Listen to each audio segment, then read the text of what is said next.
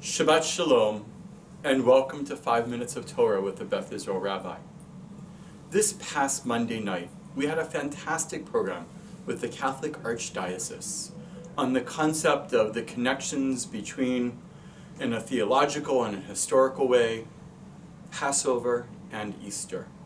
Not only dealing with the holidays themselves, but some of the anti-Semitism that has accompanied these two holidays historically.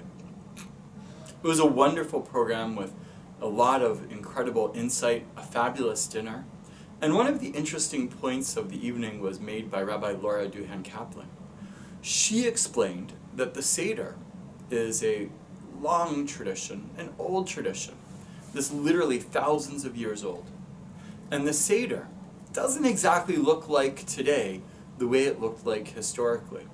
As with everything else in Judaism, it has evolved. And in fact, Judaism itself is a religion of action. It is a religion of tradition, a religion of mitzvot, of the fulfillment of commandments. But Judaism, the way we execute it today, does not look the way it was executed 2,000 years ago.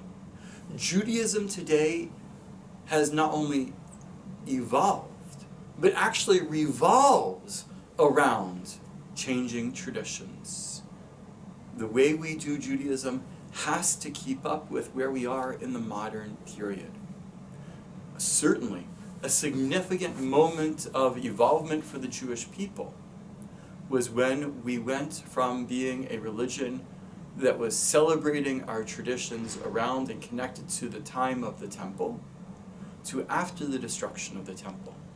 We went from being a religion that made sacrifices to a religion that connected to God through the worship of words, by offering our words to the divine. Now that we are 1 week away from Passover, of course we think about the way Passover has evolved.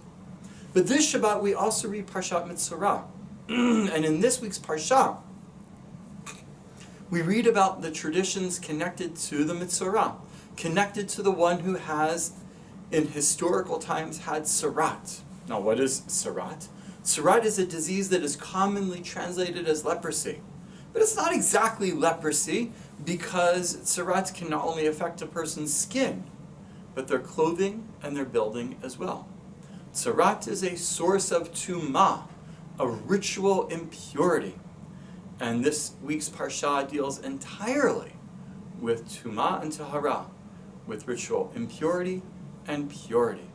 Now I have to say that these concepts of ritual purity and impurity are not good and bad as we would perceive them from a modern sense, but rather in the biblical mind and even in the rabbinic mind, ritual purity and impurity simply are a state of existence without a negative or a positive connotation. No Jew could historically go through time, through their life in the time of the Torah or in the time of the rabbis without being in a state of ritual purity and impurity. And that actually holds true to this very day. The major source of ritual impurity is being in the presence of death or the death of potential life. This is the reason that we place a washing station, which is the way that one becomes pure, at the entrance of a cemetery. It's also the reason that we do Nitzel Tadayim before eating bread. Of course, it's also the reason for a mikvah. One of the sources of ritual impurity that is mentioned in this week's Torah portion is the period of a woman's menstrual cycle, and of course a man's emission as well. In the time of the Torah, it tells us that a person who is in a state of ritual impurity should sit outside the camp. That's true for the person with leprosy, maybe historically not true for the woman who was in a state of impurity because of her menstrual cycle. But what is fascinating is that today, there is one religious group within Judaism that until recently still practiced the tradition of placing a woman or any other person who is in a state of ritual impurity outside of the home. And that was the Ethiopian Jewish community. The Ethiopian Jewish community the vast majority of whom today live in Israel no longer practice that, but in Ethiopia they did.